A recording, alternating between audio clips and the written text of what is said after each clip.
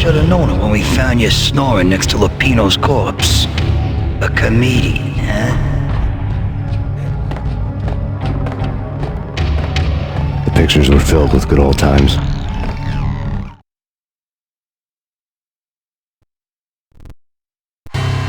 Alex and I had a few moments of glory between us.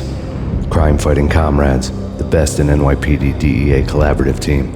Good-hearted macho bullshit like that. I would have given anything to have him here as my backup. No such luck. No luck at all.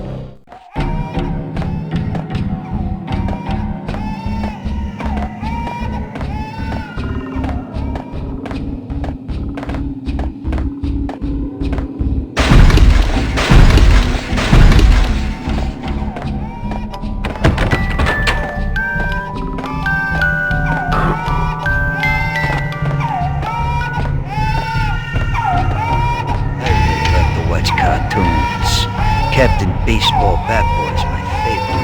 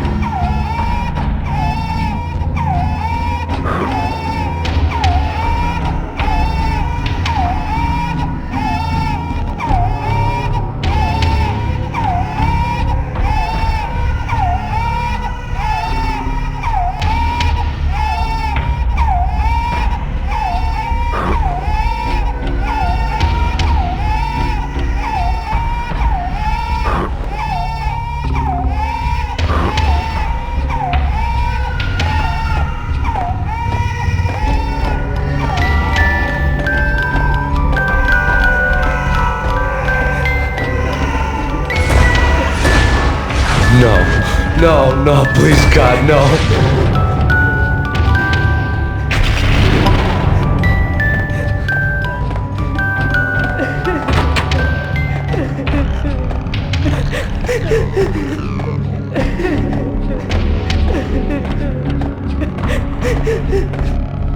Slice him, dice him, shoot him full of holes, blow him to bits, vaporize him, disintegrate him. No matter what you do, they'll still be back good as new.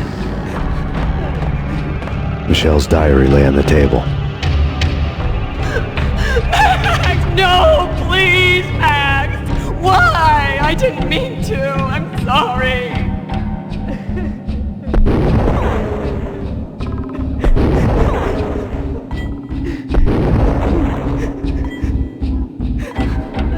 Murderer! You killed her! Nothing like that ever happens in the real world.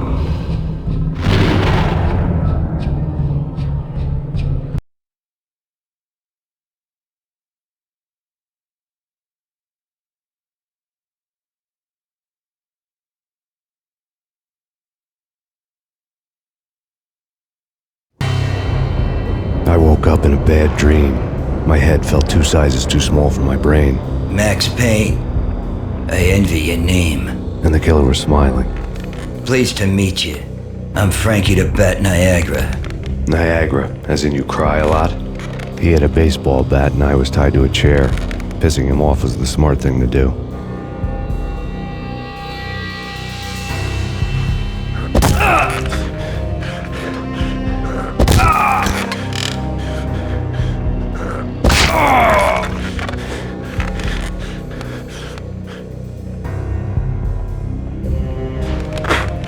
Nothing wrong with a little laugh now and then. Take me, for example.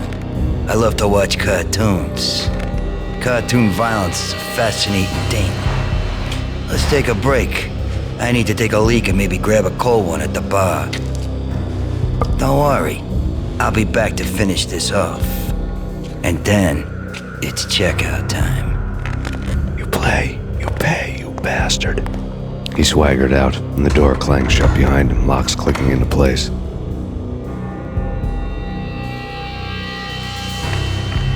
Everyone makes mistakes.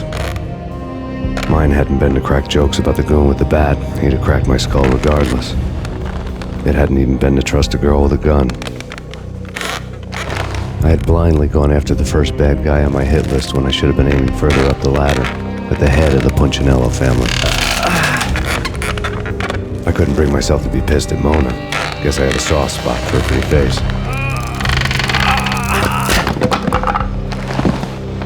But when somebody decides to play baseball with your head, you tend to get sore. They had dragged me back to the basement of Lupino's hotel. I was beaten, bruised, and blue. I felt like the chair I had broken to get free.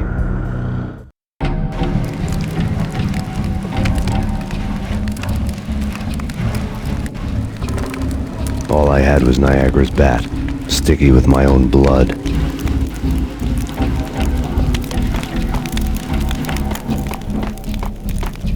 Without a gun, I'd be no match for Frankie's men. I'd have to play hide and seek with them. We'll take it.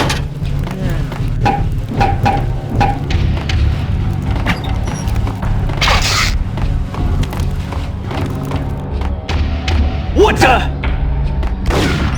No! Oh! Hey!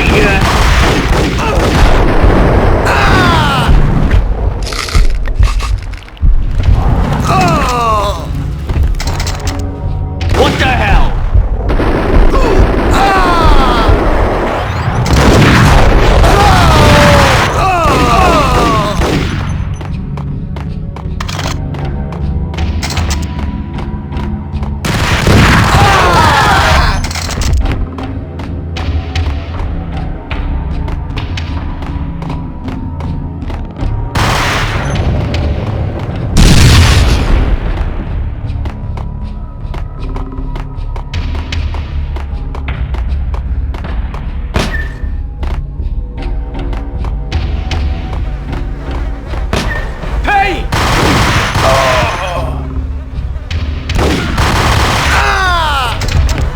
Another newspaper caption for a murder scene.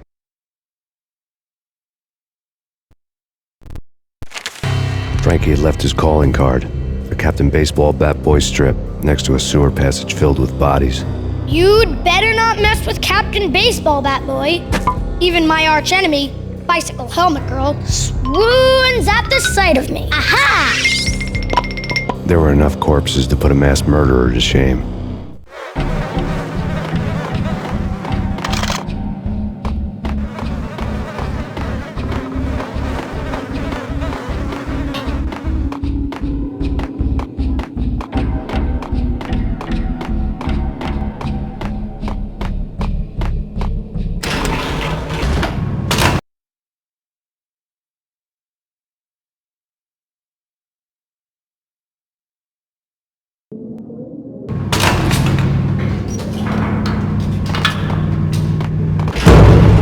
It's Payne!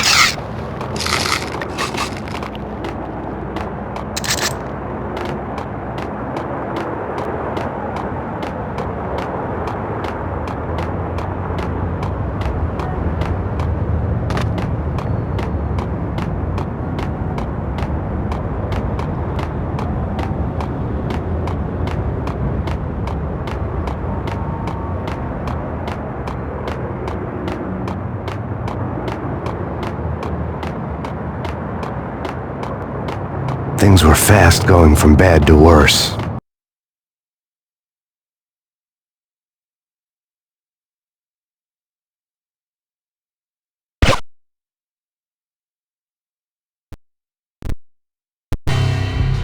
The men in blue had come and gone. They had decorated the place with chalk outlines and tied it together with yellow tape. The cops who had stayed behind were dead. Frankie, his boys, and I had the place all for ourselves.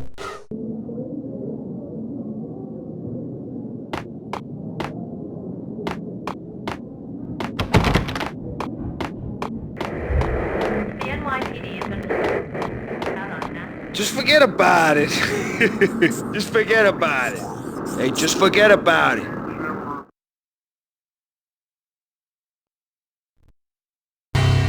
That crazy witch, you should have heard her. She was a real scream when the boys caught her trying to cap the Don. Oh, that's friggin' bad. To the trio? That's even worse than what Frankie's doing to that poor bastard downstairs. She's gonna take a long time to die. The mobster muscle on the phone was talking about Mona. Punchinello's trio were nothing but bad news. There he is!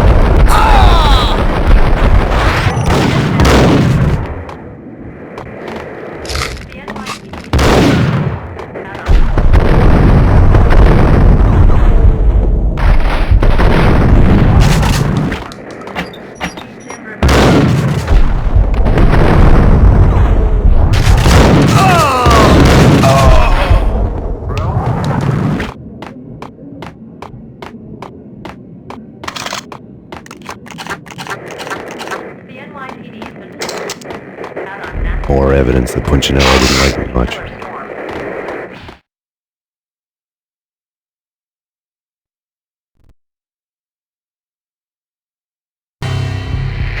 The fact remains that all the victims so far identified in the Ragnarok shooting have been known criminals, many of whom had large doses of V in their blood. Reliable sources say that Max Payne was also among those killed, although no body has been recovered at this time. Reliable sources. That meant somebody thought the Mafia had me, and didn't want the cops snooping around anymore. The body would be delivered to them barely recognizable. Case closed. Don Punchinello had the power to be that reliable source, which was no news. But his news was old news. Framing me hadn't been enough. Don Punchinello had put a hit on me.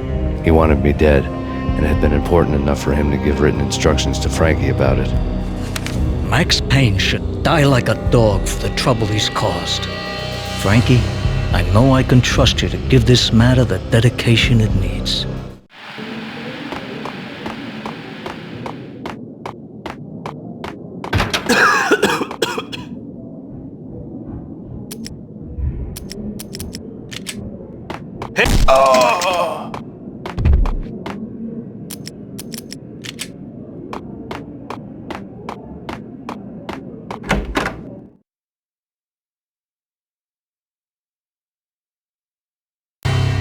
The hotel bar was fast developing quite a history.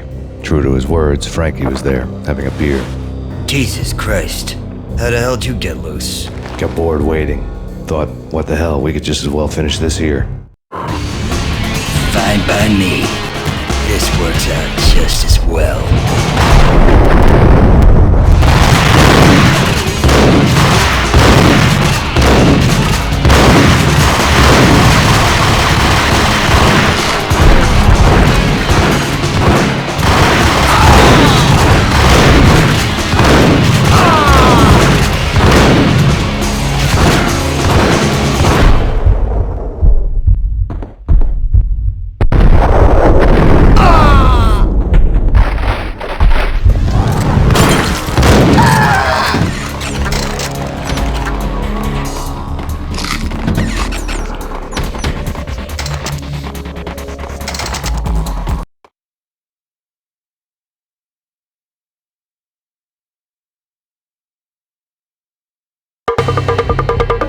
Thank you. You've been a lovely audience. Had enough? I don't play with girls anyway. Unfair!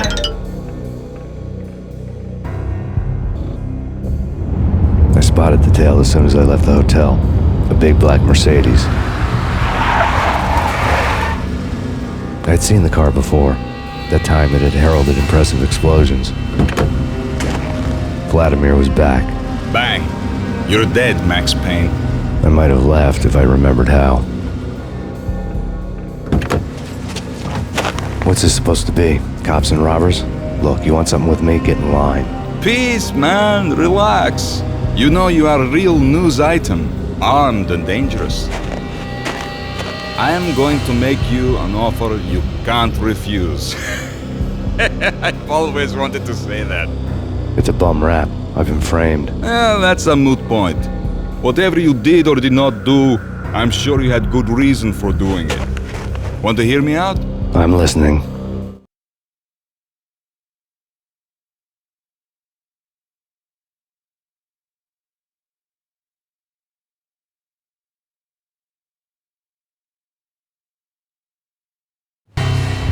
Punchinello messing with V is bad for business all around. But that's not all. There is this guy, Boris Time, used to pull jobs for me. He's the captain of the cargo ship Charon. Now the bastard turncoat has gone over to the other side, Punchinello's. The ship's loaded with high-res hardware, guns, my business. If Punchinello gets hold of that cargo, he's won and I have lost. And you'll have your work cut out for you.